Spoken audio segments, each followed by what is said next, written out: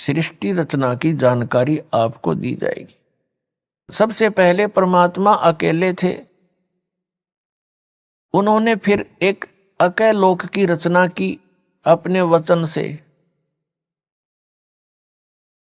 और उसके ऊपर वो परमात्मा विराजमान हुए।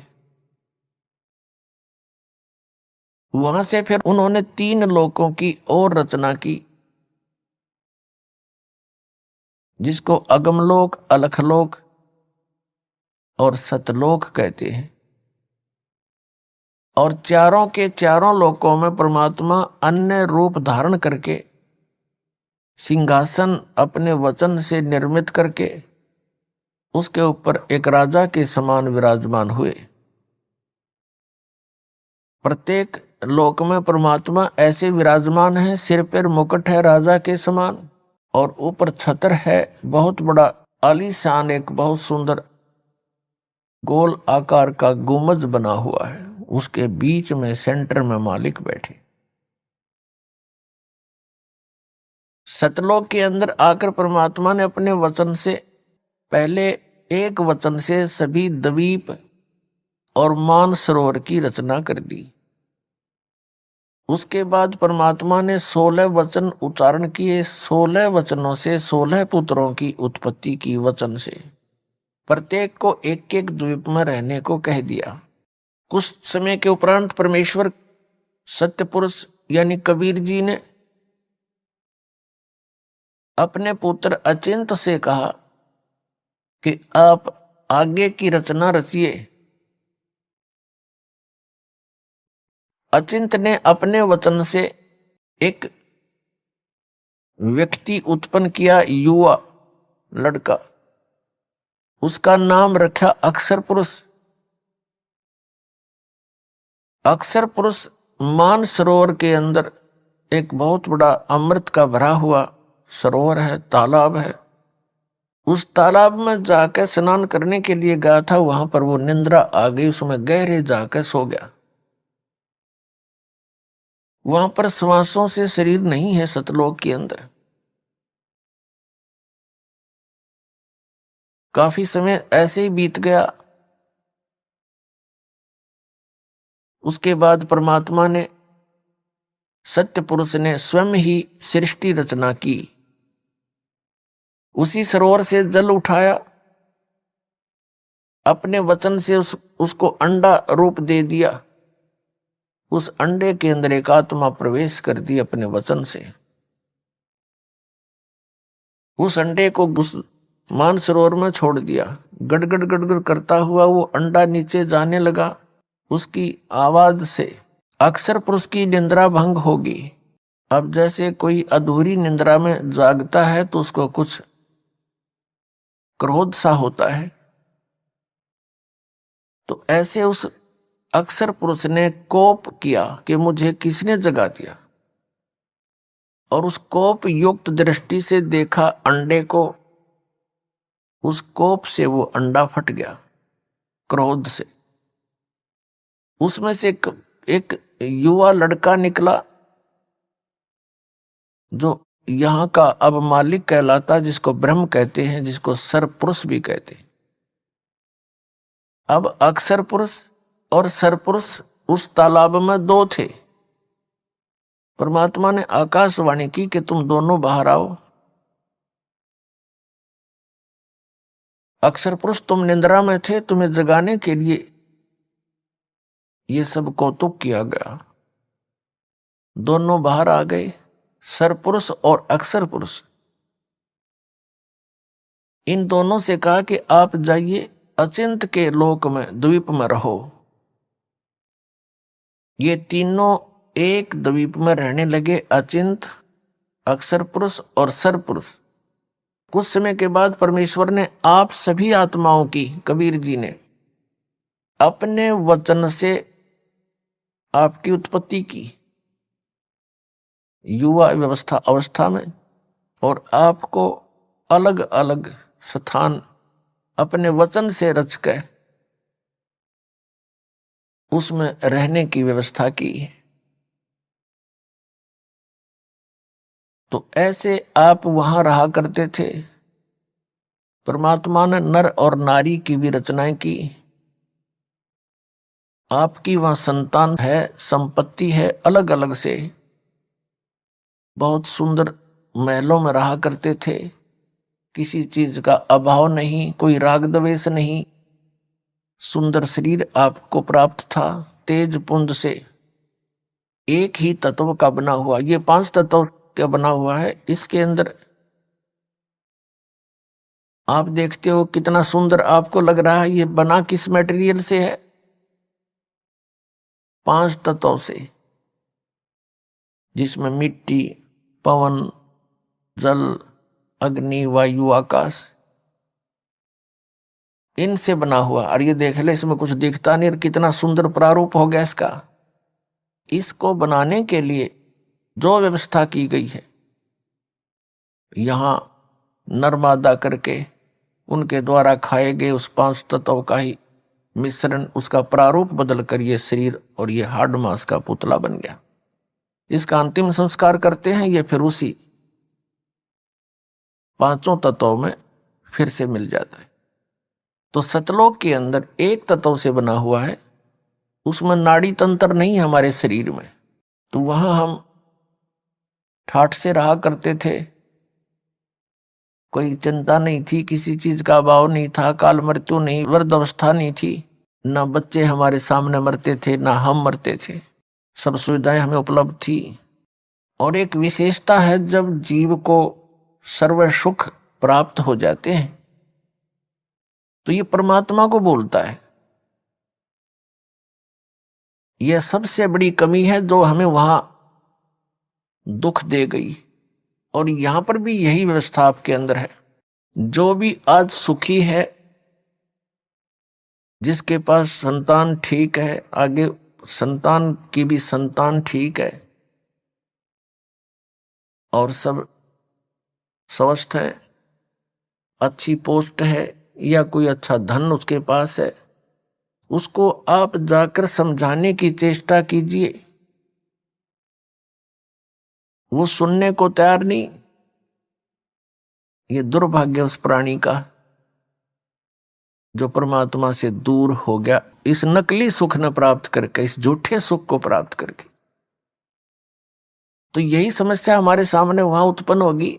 सब सुविधाएं उपलब्ध थी, कोई किसी चीज की वह त्रुटि कमी नहीं थी। फिर क्या हुआ कि कुछ दिनों के बाद वो सरपुरुष, जिसे ज्योत निरंजन भी कहते हैं, आगे चलकर इसी को काल भी कहते हैं, जो यहाँ का 21 ब्रह्मांड का स्वामी है, जिसके लोक में हम रह रहे हैं। हम यहाँ कैसे फंसे, अब इससे क्लियर होगा। पुण्यात्माओं, जो दास आपको ये कथा सुना रहा है, ये सत्यनारायण कथा है और ये सत्य कथा है और ये परमात्मा द्वारा बताई गई है। ये किसी डूम भाट के गीत नहीं, ये गॉड गिवन स्पिरिचुअल नॉलेज है, कबीर गॉड गिवन। आप जी ने जो आज तक सुना है, वो उस रंग में आप रंग चुके हो, और ये हटकर यथार्थ ज्ञान सुनने को मिलता है तो मन के अंदर बहुत से जो है ये संकल्प उत्पन्न होते हैं, शंकाएं उत्पन्न होती हैं, उत्पन्न तो होंगी और इसी ज्ञान से ही समाप्त भी होंगी। धैर्य से सुनना।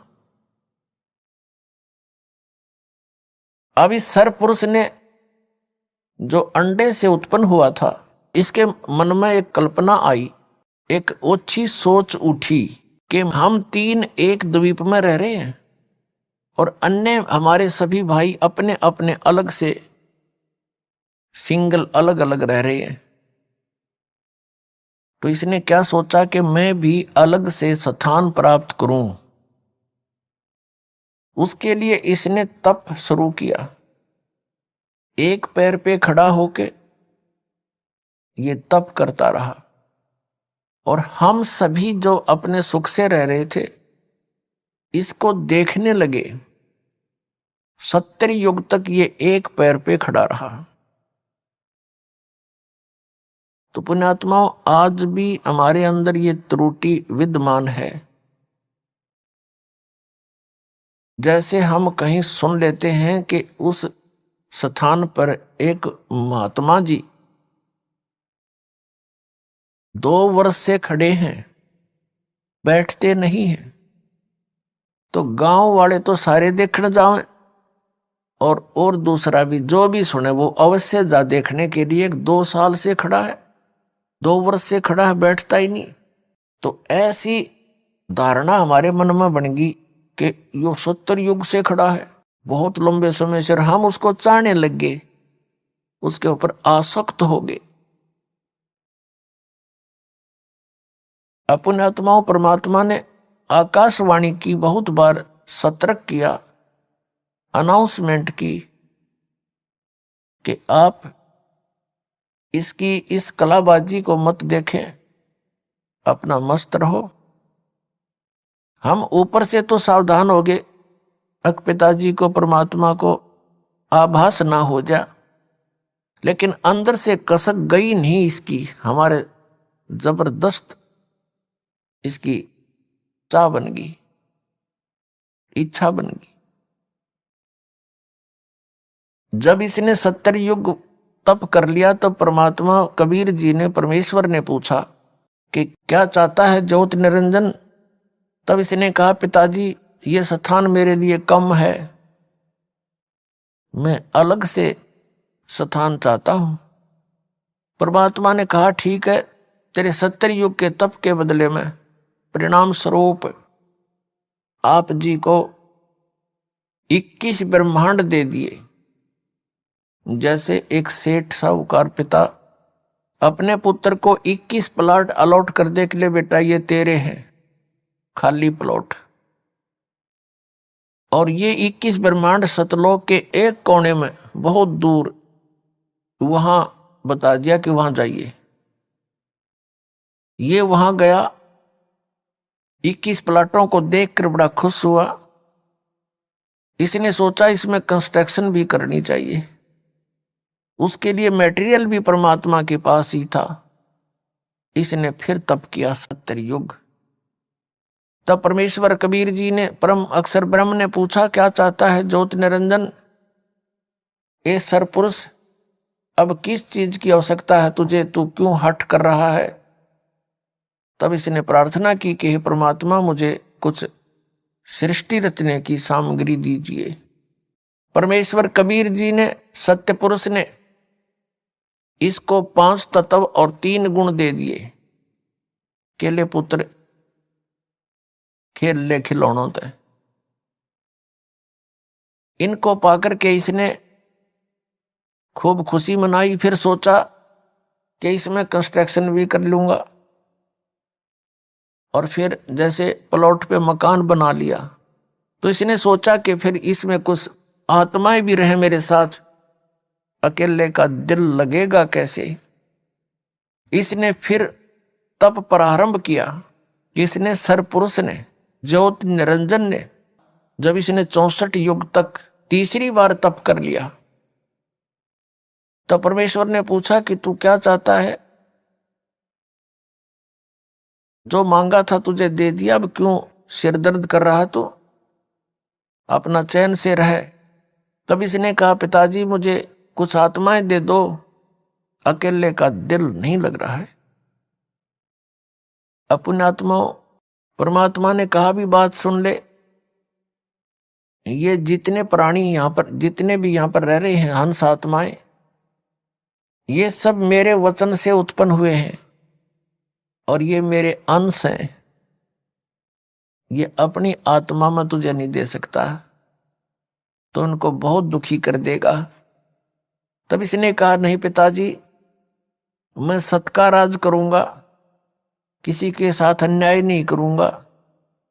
परमात्मा बोले, भाई कुछ भी कर चाहे ना करे, पर ये मैं नहीं दे सकता,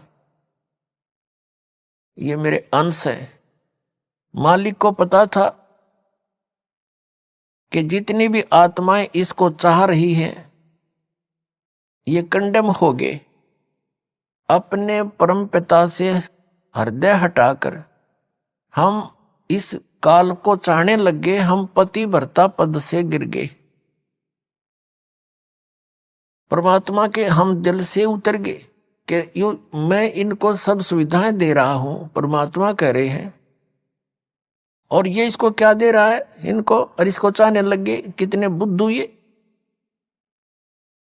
तो परमात्मा कबीर जी ने ज्योत निरंजन से कहा कि यदि कोई आत्मा स्वेच्छा से तेरे साथ जाना चाहते हैं तो मैं भेज दूंगा, अन्यथा मैं नहीं भेजूंगा इन आत्माओं को। वो तो अंतर्यामी है कबीर परमेश्वर जी, सत्य पुरुष जी। उनको पता था कि ये बिगड़ गए सारे, और ये अन्य को भी बिगाड़ देंगे जो यहां रह गए। तो जैसे एक सेब विक्रेता होता है, सेब फल, उसको वो सेब कितनी प्रिय होती है, और किसी सेब का कोई दाग लग जाता है, खराब हो जाती है, तो उसका जी तो बड़ा दुख पाता है, दिल बड़ा दुखता है। उस सेब को उन स्वस्थ सेबों से हटाकर दूर रखने में और कूड़े में फेंकनी पड़ती है उसको, लास्ट में सूअर खाया करें फिर उसको। यदि वो उसके रख ले उस सेब को तो अन्य का भी नाश कर दे वो। तो यही दशा आप जी हम सभी की वहां होगी थी। हम परमात्मा के कितने प्रिय थे, फिर भी हमारे को यहां फेंकना अनिवार्य समझा कि ये औरों ने भी खराब करेंगी। हम अपना काम अपने पैर पे कुआड़ा आप मार के आए हैं यहाँ पर। ये सत्कर मान लियो पुण्यात्माओं, ये कोई डूम बाट के गीत नहीं है। या जिस दिन तुम्हारे बात या सत्य कथा हृदय में समा जाएगी, उस दिन आप सतलोक के वासी हो जाओगे। ये विश्वास होना ही कठिन है।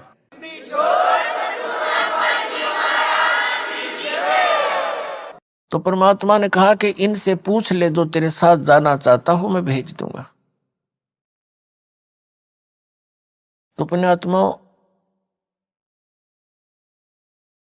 वो ज्योत निरंजन हमारे पास आया। हम तो पहले उसको चाह रहे थे, उसके आते ही चारों तरफ खड़े हो गए।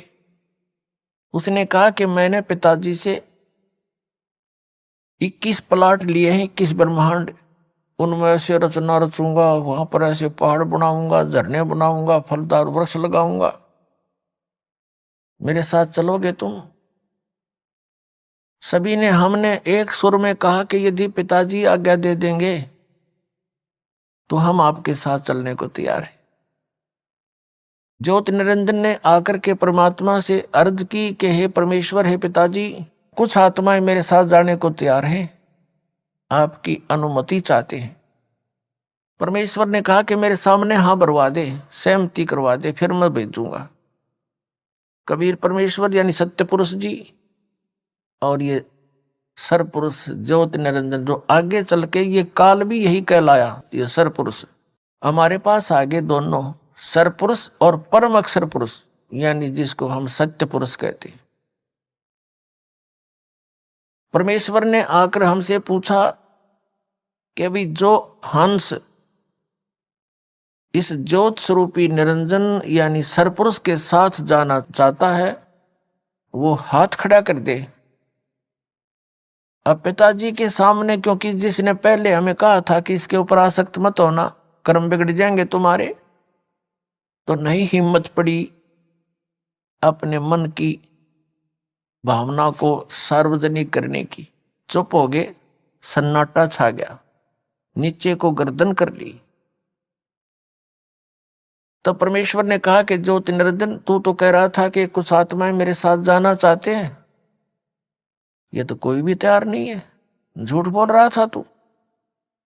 तो उस समय एक आत्मा ने सबसे पहले हिम्मत किया खड़ा होने का, और खड़ा होकर कहा हंस ने कि हे महाराज, हे परमात्मा, मैं इसके साथ जाना चाहता हूं। अब उसकी देखा देखी फिर हमने भी सोचा कहीं एकला आनंद लूट जाए, वहां पर हम रह जाए पीछे। तो हम सभी ने हाथ खड़े कर दिए दोनों।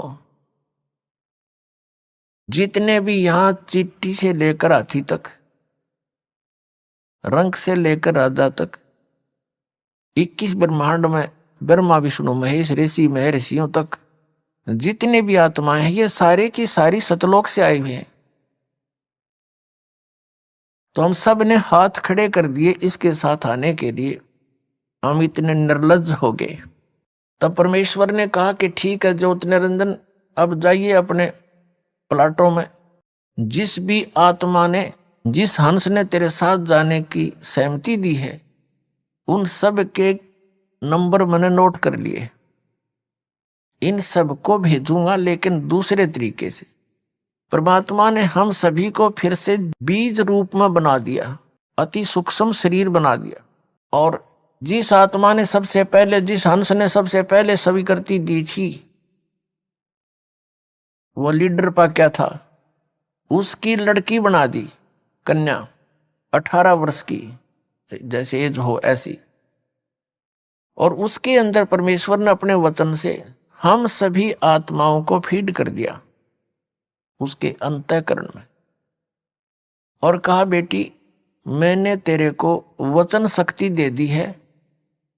जितने भी जीव वो ज्योत निरंजन कहेगा तू वचन से बोल देना, उतने ही वो जीव नर और मादा उत्पन्न हो जाएंगे।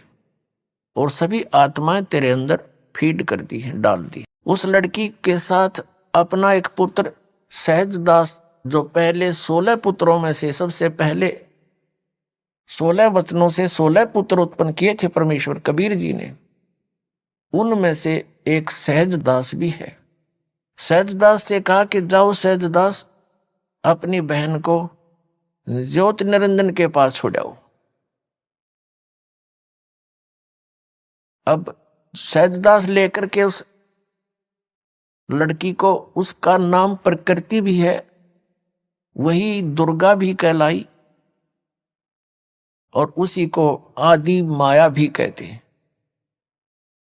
उसको लेकर के ज्योत निरंजन यानी सरपुरुष के पास सहजदास आ गया और कह दिया कि ये इस लड़की के अंदर वो सभी आत्माएं फीड है, इसके अंदर डाल दी गई है पिता के द्वारा, जिन्होंने तेरे साथ आने के लिए सहमति दी थी।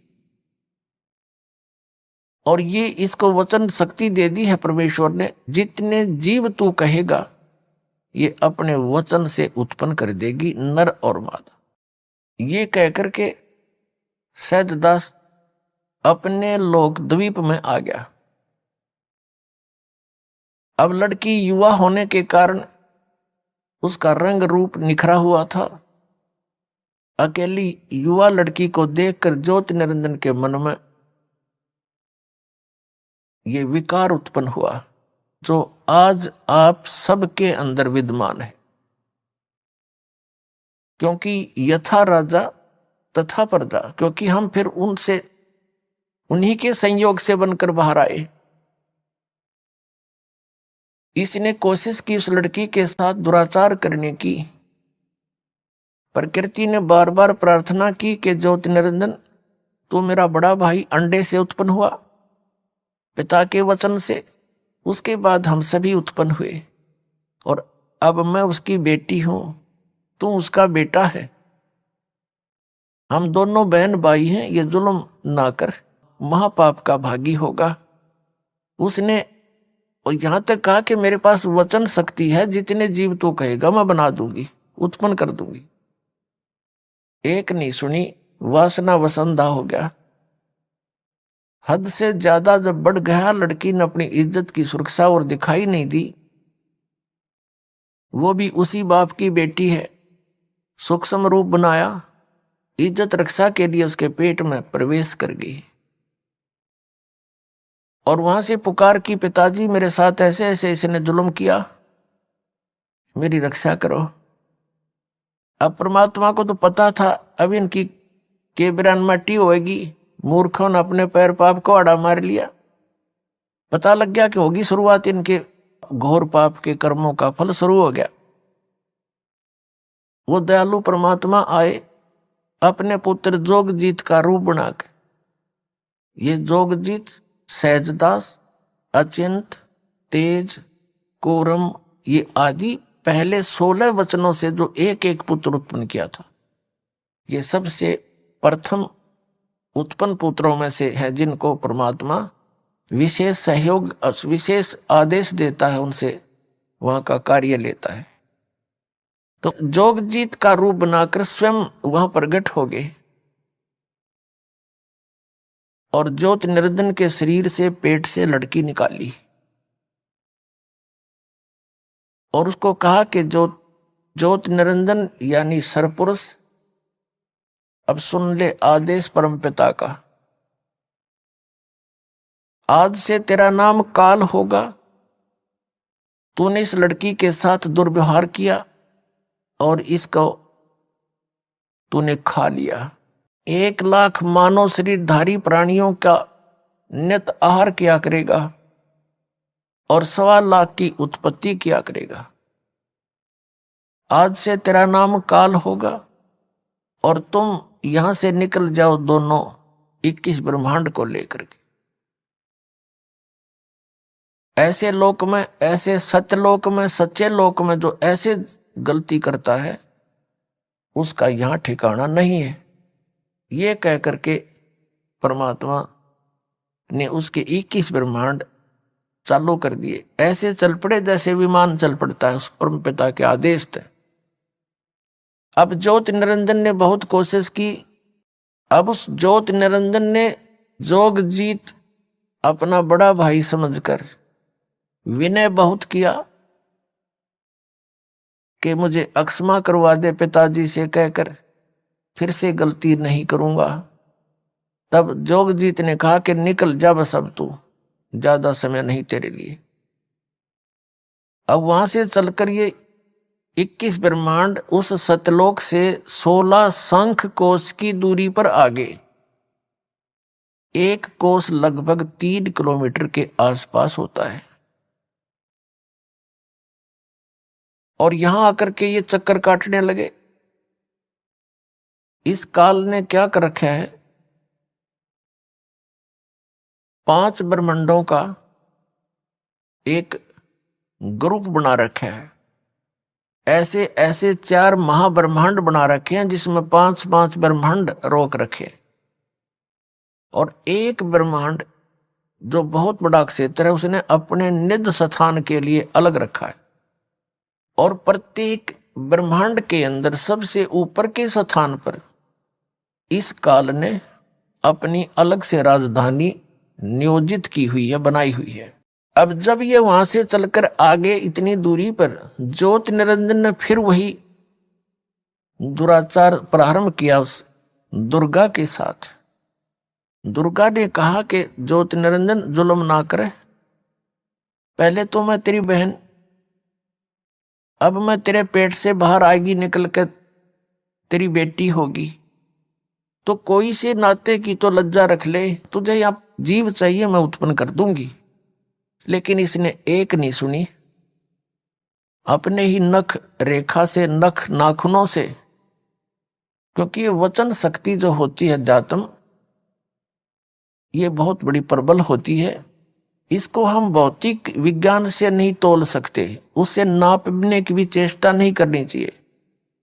ऐसे कैसे हो गया, ऐसे कैसे हो गया। परमात्मा ने क्या किया था कि उस लड़की के प्रजनन इंद्रिय नहीं लगाई थी, और लड़की इसलिए बनाया था कि इसकी नीयत और देख लूं यो कितना बढ़िया आदमी है।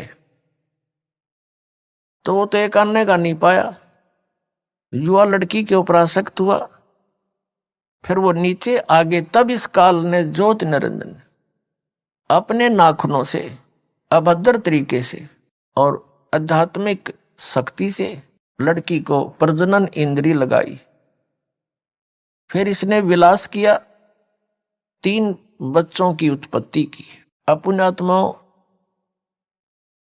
जैसे आध्यात्मिक शक्ति को भौतिक विज्ञान से हम नहीं नाप सकते, और इस कारण से हम इसको नकारा नहीं कर सकते, ना करना चाहिए। यदि आपने अध्यात्म मार्ग में आगे बढ़ना है तो अध्यात्म मार्ग में जिसको हम इम्पॉसिबल कहते हैं वो इम्पॉसिबल नहीं होता।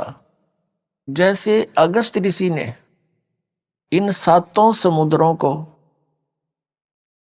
एक ही घूंट में, एक चुल्लू में यूं उठाया था और पान कर गया, सारे सूख गए थे। तो आज की भौतिक विज्ञान इस बात को मान सकती है? वो ना मानने ना मानने दे, पर यदि आपने इस भक्ति मार्ग पर आगे बढ़ना, ये सारी सच्ची समझना। अब काल ने क्या कहा कि अब मेरा कौन क्या बिगाड़ेगा। अब जो सजा मुझे मिलनी थी मिल गई, मनमानी करूंगा, सब तरह से उसको डरा धमका दिया।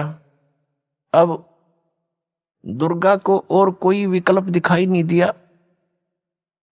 दुर्गा ने उसको समर्पित कर दिया और प्रत्येक आज्ञा का पालन करने लगी उसके डर से। तो उसने कहा कि मेरा भेद किसी को नहीं देगी तू, नहीं तो तेरी खैर नहीं है। किसी को नहीं बताना मैं कैसा हूं, कहां रहता हूं, और आज के बाद तू सारे ब्रह्मांड में, इन 21 ब्रह्मांडों का तू ही संचार यानी कंट्रोल करेगी, इसको संभालेगी। अब दुर्गा ने कहा कि एक बात बता, मैं एक स्त्री और इतने काम को कैसे संभाल सकूंगी, अब तू मेरे साथ तो रह कम से कम। तो उसने कहा कि नहीं, मैं ऐसे स्थान पर रहूंगा वहां कोई नहीं जा सकता, और वहां पर तू भी मेरी ही आज्ञा और वचन से ऊपर आ सकती है, अन्यथा तेरी भी हिम्मत वहां आने की नहीं होगी, ऐसी व्यवस्था करूंगा। अब दुर्गा के पास कोई विकल्प नहीं था, अपने पैर पर आप कुआड़ा मार के आई थी, सारी बात स्वीकार कर ली। कहा कि मेरा भेद मत देना। अपने आत्माओं, जैसे आप सुनते रहे हो, जैसे ब्राह्मण लोग बच्चों का विवाह कराते हैं, जब उनके फेरे कराते हैं, हमने खूब सुना करते हम, वो क्या कहा करते, सटाट यहां से करा करते, काश्यप गोत्रा काश्यप गोत्री। तो हमारे कोई बुद्धि में नहीं आया करते, हमने सोचा इनका कोई सेंटेंस श्लोक होगा, ऐसे बोलते ही। तो यहां परमात्मा से परिचित आदरणीय गरीबदास साहिब जी गांव छुड़ानी जिला झज्जर वाले ने परमात्मा से प्राप्त ज्ञान के आधार से कहा कि काश्यप गोत्रा और काश्यप गोत्री पंडित शाखा लाया, और कोई तत्वेता ज्ञानी जाने, वो बाण बहन ब्याह घर लाया। अब एक ही गोत्र की शुरू में ही बोलता है ब्राह्मण, फेरे कराने वाला काश्यप गोत्रा काश्यप गोत्री, तो दोनों बाण भाई तो शुरू में बढ़ा दिए उसने। तो यहां गरीबदास जी कहते हैं काश्यप गोत्रा काश्यप गोत्री पंडित शाखा लाया, यानी उस पंडित ने ये वचन बोला, और कोई तत्वेता ज्ञानी जाने, बहन ब्याह घर लाया। एक समय ये दास एक किसी प्लाट के सिलसिले में किसी के साथ कोर्ट में गया हुआ था, तहसील में, पहले की बात है जब सर्विस करता था। तो वहां एक नंबरदार था, जो वहां गवाही गुई देते हैं, वो वहां रहते हैं तकरीबन। तो वहां कोई बात चल रही थी उनकी किसी पॉइंट पे, वहां कोई केस था, किसी लड़की ने अपने ही किसी गोत्र के लड़के से कोई विवाह करने की चेष्टा की थी, तो वहां जिक्र चल रहा था। तो वो पंडित वो कह रहा था, वो नंबरदार कह रहा था कि भाई मेरे 3 ब्याह हो लिए। नो बोला मेरे तीसरा ब्याह ही है, पहले वाली से एक बच्चा हुआ था, उसकी मृत्यु होगी, फिर दूसरा विवाह करा हुआ भी ऐसे किसी कारण से नहीं साथ रह पाई, उसकी भी मृत्यु होगी, और तीसरा ईब करवाया है 10 वर्ष तक। तो तीनों बार पंडित ने अम्बान भाई तो शुरुआत बना दिए थे, काश्यप गोत्रा काश्यप गोत्री, आप ना याद होता आप भी दान कर लियो, ऐसा वो कह रहा था।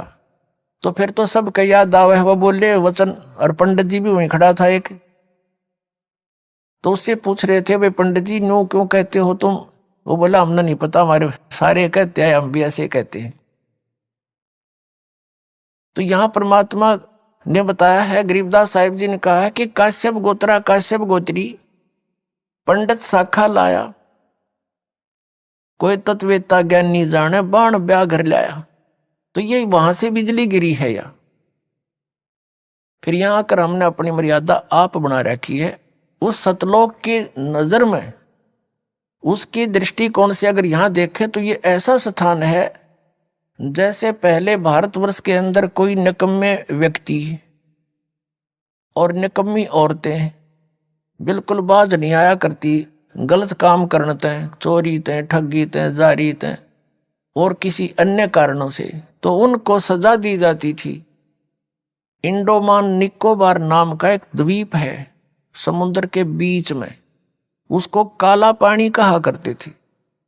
उस काले पानी में छोड़ आया करते उनको कि ये यहां रहेंगे तो और समाज खराब करेंगे, तो औरतों को भी और उन व्यक्तियों को भी जो घने निकम्मे टाइप के थे उस इंडोमान निकोबार नाम के द्वीप में छोड़ कर आया करते थे। तो वहां फिर वापस आने का विकल्प नहीं, उनके पास कोई साधन नहीं था। तो वहां जैसे भी उन्होंने रहना था, कोई किसी ने कुटो छेतो, कोई किसी की इज्जत लूटो, कोई किसी का खसोट लाओ, है वहां ठाडे का राज। तो वहां फिर इस प्रकार से हजारों सैकड़ों की संख्या में व्यक्ति वहां रहने लगे। तो उन्होंने अब ऐसे जैसे तैसे अपना संतानें उत्पन्न करनी शुरू कर ली। धीरे धीरे अब वहां एक देश का रूप धारण हो गया। तो ये जो स्थान आप रह रहे हो, किस ब्रह्मांड, ये सतलोक से हम काले पानी भेज रखे हैं। यहां हमने आप पे फिर अपनी व्यवस्था बना रखी है, मर्यादाएं बनाई जीने के लिए, नाते गोत बनाए यहां पर रहने के लिए। तो परमात्मा हमें याद दिलाना चाहते हैं कि तुम इस गलत स्थान पर रह रहे हो, ये स्थान रहने का कौन है। अब प्रसंग उसी पर आते हैं। अब इस काल भगवान ने फिर अपनी सृष्टि अलग से रचना की। कैसे रची इसने? परमात्मा से प्राप्त उन 5 तत्वों से और 3 गुणों से अन्य रचना की। सबसे पहले इसने 3 पुत्रों की उत्पत्ति की। दुर्गा को अपनी पत्नी रूप में बनाकर इस काल भगवान यानी सरपुरुष को अब काल भगवान कहने लगे, क्योंकि काल प्रभु ब्रह्म भी इसी को कहते हैं, सरपुरुष भी इसे कहते हैं। पुण्यात्माओं, जितने भी अपने सदग्रंथ हैं उनको अब आसानी से समझा जा सकता है सृष्टि रचना की जानकारी के उपरांत। सृष्टि रचना इन सभी सदग्रंथों के समझने की एक मास्टर की है। ये सृष्टि रचना एक मास्टर की है सब सदग्रंथों के समझने की। ये प्रथम बार सुनने वाले को ऐसे लगेगी जैसे दंत कथा सी, लेकिन यह सच्चाई से परिपूर्ण है। अब आपको 3 पुरुषों की जानकारी हुई। एक सरपुरुष जो अंडे से बना, मान ले के कबीर परमात्मा के वचन से। एक अक्षर पुरुष जो अचिंत के वचन से उत्पन्न हुआ था। और वो तीसरा जो सबका मालिक, वो परम अक्षर पुरुष है जिसको सत्य पुरुष भी कहते हैं। तो अपने सदग्रंथ इसका संकेत बहुत दे रहे हैं, लेकिन हम समझ नहीं सके क्योंकि हमारे पास ये मास्टर की नहीं थी या मुख्य चाबी नहीं थी। सृष्टि रचना का हमें ज्ञान नहीं था। सृष्टि रचना का ज्ञान रचने वाला ही दे सकता है। तो उस परम अक्षर ब्रह्म सतपुरुष कबीर जी ने आकर के हमें यह सृष्टि रचना का ज्ञान दिया, और उस ज्ञान को दास अब आपके रूबरू कर रहा है, आपके समक्ष पेश कर रहा है और सभी सदग्रंथों से प्रमाणित कर रहा है। अब थोड़ा सा आपको इन तीनों पुत्रों की उत्पत्ति बता करके फिर सदग्रंथों का रेफरेंस देंगे, आसानी तो समझ में आओगा। इस सृष्टि रचना के अंदर और इस सारे अध्यात्म ज्ञान को समझने के लिए आप जी को एक चित्र दिखाते हैं जो आसानी तो समझ में आओगा। देखिएगा, ब्रह्मांड का चित्र है ये। देखिए, ये एक ब्रह्मांड है इतना,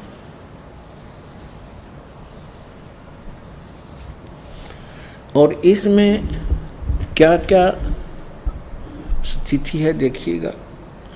इसमें क्या है, नीचे के ये 7 लोक हैं, ये पाताल लोक है, और ये तलातल, महातल, वितल, अतल, सूतल, रसातल, ये पाताल लोक, ये पृथ्वी लोक, और ये शिव का लोक, ब्रह्मा जी का लोक, विष्णु जी का लोक, ये कोमन स्वर्ग और नरक, और ये इंद्र का लोक, स्वर्ग के राजा का लोक, ये धर्मराय का लोक जो न्यायाधीश है, ये मानसरोवर है, ये शपथपुरी सप्तऋषियों का अलग से नगरियां हैं, ये एक एक द्वीप है, और ये है ब्रह्मलोक, ये सारा ब्रह्मलोक है। इस ब्रह्मांड के अंदर ही ये ब्रह्मलोक है, और इस ब्रह्मलोक के अंदर इस काल ने एक और जाल फैला रखा है। एक ये तो महा इंद्र का द्वीप है, ये ब्रह्मलोक है जिसको महास्वर्ग कहते हैं। ये नकली सतलोक, नकली अलखलोक, नकली अगम और नकली अनामी लोक की रचना इस काल ने धोखा देने के लिए, जीवों को ये धोखा देने के लिए करवा रखी है। और ये दुर्गा का लोक है अलग से, ये समुद्र है शेष सारा, ये सब समुद्र है चारों तरफ, ये सारा समुद्र है। और यहाँ एक अलग से इसने गुप्त स्थान बना रखा काल ने, यहाँ कोई नहीं जा सकता इस काल की इच्छा बगैर। यहाँ इसने 3 स्थान बना रखे हैं। इस स्थान पर ये 3 ऐसे लंबे चौड़े क्षेत्र हैं, ये वैसे दिखा रखे आपको। ये बहुत हजारों किलोमीटर, हजारों कोस का क्षेत्र है। इस क्षेत्र में ये रजोगुण प्रधान क्षेत्र है, तो ये क्या करता है, इसमें स्वयं ये ब्रह्मा का रूप बना लेता अपने पुत्र, जैसे ये ऐसा रूप, और अपनी पत्नी दुर्गा को रखता है सावित्री रूप में। इन दोनों के योग से, पति पत्नी व्यवहार से जो पुत्र उत्पन्न होता है वो ऐसी शकल का और इसी विचारों का बन जाता है। ये तब तक इसी में रहते हैं जब तक इसका जन्म ना हो ले, और फिर उसको वहीं परवरिश के लिए रख देते हैं, कोमा में रखते हैं। जब तक ये युवा नहीं हो जाते तो ये कोमा में रखते हैं और वैसे उनकी परवरिश जारी रखते हैं। उसके बाद फिर ये यहाँ आ जाते हैं सतोगुण प्रधान क्षेत्र में। यहाँ ये विष्णु रूप बना लेता है और अपनी पत्नी दुर्गा को ये लक्ष्मी रूप बना लेता है। इन दोनों के संयोग से जो पुत्र उत्पन्न होता है वो सतोगुण युक्त हो जाता है और इस जैसी ही शकल का बन जाता है। और यहाँ देखिएगा, और जब ये तमोगुण प्रधान क्षेत्र में जाता है तो वहाँ ये ऐसी वेशभूषा बना लेता है और दुर्गा को ये ऐसे पार्वती जैसी शकल बना कर वहाँ रखता है। इन दोनों के संयोग से जो पुत्र उत्पन्न होता है वो इस जैसी शकल का बन जाता है। फिर इन तीनों को ये कोमा में रख देता है, और जब ये जवान हो जाते हैं, युवा हो जाते हैं, इन तीनों को इकट्ठा कर देता है। अब रजोगुण प्रधान क्षेत्र कैसा होता है, तमोगुण प्रधान क्षेत्र कैसा होता है और सतोगुण प्रधान कैसा होता है। जैसे एक मकान के अंदर 3 कक्ष हों, एक कमरे के अंदर अश्लील चित्र लगे हों और दूसरे में चित्र लगे हों साधु संत फकीरों के, और तीसरे में लगे हों शहीदों और शूरवीरों के। तो जिस कक्ष के अंदर अश्लील चित्र लगे हैं उसमें जब व्यक्ति जाते हैं उनका मन भी वैसा ही मलिन बन जाता है, वैसी भावनाएं उत्पन्न होने लग जाती हैं। और जब वो उस सतोगुण प्रधान क्षेत्र में, यानी जिसमें साधु संत फकीरों के, महापुरुषों के फोटो लगे हों, वहां जाते ही मन की भावना बदल जाती है। तो जब तक उसमें रहता उसके वैसे ही विचार रहते हैं, क्योंकि उनकी कहानी से, उनकी जीवनी से वो परिचित होता है। और वही व्यक्ति फिर जाता है उस शूरवीरों के जहां चित्र लगे हैं उस कक्ष में शहीदों के, तो उनकी कुर्बानियों से भी परिचित होता है। उनको पढ़ पढ़ के, सुन सुन के, उनके विचार करके उनके वैसे ही भाव बन जाते हैं। ठीक इसी प्रकार इसने सुनियोजित तरीके से हम सबको यहां फंसा रखा है। इन 3 पुत्रों को जब ये युवा होते हैं तब तक इनको कोमा में रखता है और इनकी परवरिश जारी रखता है, इनको अचेत रखता है। पुण्यात्माओं, आजकल हमने बहुत से प्रमाण देखे हैं। एक व्यक्ति आया था हमारे पास, उसने बताया कि मेरा लड़का 16 वर्ष की आयु में कोमा में चला गया किसी दुर्घटना के कारण। आज वो 30 वर्ष का हो गया, 14 वर्ष से वो कोमा में है। उसको नली से दूध और कुछ खिलाते पिलाते हैं और वो जीवित है, कोमा में पड़ा है 14 वर्ष से। तो इस परमात्मा के विधान को समझने में अब ये भौतिक विज्ञान भी आपका सहयोग दे रही है। जब ये युवा हो जाते हैं, इन तीनों को सचेत कर देते हैं। ब्रह्मा जी को, जैसे विष्णु जी को शेष नाग की सैया पर समुद्र में लिटा दिया और उसके नाभि से कमल निकाल दिया जादूगर ने, इस काल ने, और उस कमल के फूल के ऊपर ब्रह्मा जी को सचेत कर दिया, बैठा दिया, फिर सचेत कर दिया। शंकर जी को एक कैलाश पर्वत पर बेहोश रखा हुआ था, वहां सचेत कर दिया। फिर इन तीनों को सचेत कर दिया, इकट्ठे कर दिए और फिर इनको आदेश दे दिया कि तुम अपना अपना काम करो। ब्रह्मा जी को सृष्टि रचने का, विष्णु जी को सतिथि बनाने का और शंकर जी को संहार करने का। उनमें तीनों वो गुण बना ही रखे थे पहले ही। फिर इनका विवाह कर दिया। दुर्गा ने अपने वचन से 3 लड़कियां उत्पन्न की, उनको समुद्र में छुपा दिया।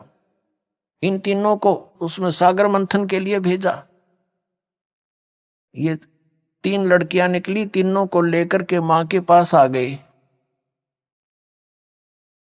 तो मां ने कहा था, बेटा जो भी वस्तु निकले एक एक ले लेना, लेकिन उनका ध्यान रखना कि पहले कौन सी निकली है, दोबारा कौन सी, तीसरी बार कौन सी, पहचान रखना। वो तीनों लड़कियों की पहचान करके वो मां के पास ले आई। उनको बता दिया कि ये प्रथम निकली थी, ये द्वितीय, ये तीसरी बार। प्रथम निकली थी, उसका नाम सावित्री रखा, ब्रह्मा से विवाह कर दिया। दूसरी बार निकली थी उसी में नंबर वाइज, तो उसका विवाह विष्णु जी के साथ कर दिया, उसका नाम लक्ष्मी रख दिया। और तीसरी जो निकली थी उसका नाम उमा रखा और भगवान शिव से विवाह कर दिया। अब तीनों को वचन से कह दिया कि यह तेरी पत्नी स्वीकार करो और जाओ अपने लोक में। तो तीनों को 3 राजधानी रच के ऊपर के लोक बना रखे, उनमें छोड़ दिए, जाओ। अब वहां से इस काल की सृष्टि प्रारंभ हुई। कुछ मैथुन सृष्टि, कुछ दुर्गा के वचन से, और ऐसे ये काल का सारा जुगाड़ जुड़ गया। अब जो आज का सत्संग दास प्रारंभ करना चाह रहा था, अभी तक तो उसकी भूमिका बनी है। आप जी कहाँ रह रहे हो, कहाँ रहा करते थे, और ये गलती आपसे बनी, और वही व्यवस्था आज सबके अंदर विद्यमान है। जैसे ये हीरो और हीरोइन, ये फिल्मों में काम करते हैं बच्चे, वो अपनी रोजी रोटी के लिए निर्लज्ज होकर नाचती हैं, गाती हैं, अटक पटक चटक मटक करते हैं। और ये युवा बच्चे उसी रोग से ग्रस्त हैं जो सतलोक में गलती की थी, और उनकी उस चटक मटक को देखकर उन पर आसक्त हो जाते हैं। कोई कहता है ये मेरा फेवरेट हीरो है, कोई कहता है ये मेरी फेवरेट हीरोइन है। खाक फेवरेट है, वो कह देंगे तुम्हारे को वो अपनी रोजी रोटी को मावन नाचे कूदें, और तुम मूर्ख बन रहे उनके पीछे।